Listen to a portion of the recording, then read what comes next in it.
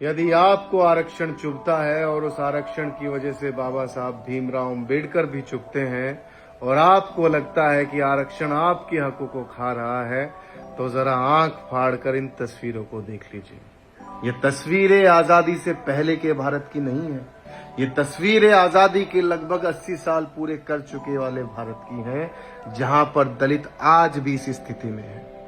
अब आप सोचिए कि आजादी के 80 साल बाद भी यदि दलित इस स्थिति में है, तो जब देश गुलाम था तब वो किस स्थिति में रहा होगा और कितनी यातनाएं, कितने उत्पीड़न, कितना संघर्ष उसने किया होगा। ஊருக்குள்ள போகும்போது கொஞ்சம் ஒரு மரியாதை போகணும்ப்பா. பாரம்பரியமா முன்னாள் முதியோர்கள், அதாவது நம்ம எங்களுக்கு முன்னாள் இருந்தவங்க இதுல யாருமே செருப்பு போட்டு போக மாட்டாங்க. அங்கிட்டலாம் போடலாம், அவங்க பிடிச்ச போடலாம், நான் அங்கே போடக்கூடாது. ஊருக்குள்ள அவங்க இருந்தாலும் ஒரு சாரி கேட்டாப்பா.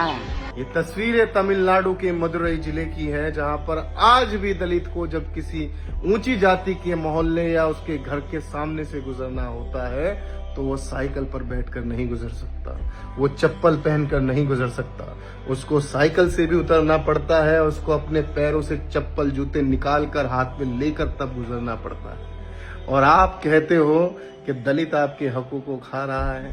क्या दिया इस देश ने आजादी के 80 साल बाद भी दलित पिछड़ों को?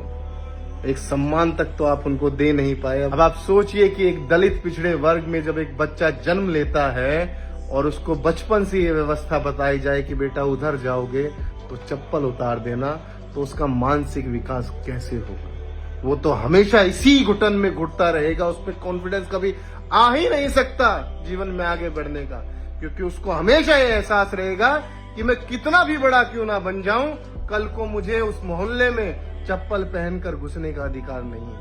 और आपको उनका आरक्षण खराब लगता है। हम दुनिया की चौथी अर्थव्यवस्था बन चुके हैं और हमारे समाज की गंदगी ये है कि हम इंसान को इंसान नहीं मानते, उसको जानवर से भी बदतर मानते हैं। इन मोहल्लों से कुत्ते गुजर जाते होंगे, जानवर गुजर जाते होंगे, लेकिन वहां पर इंसान को गुजरने के लिए एक विशेष परंपरा और एक विशेष व्यवस्था का पालन करना पड़ता है कि वो चप्पल पहनकर नहीं गुजर सकता।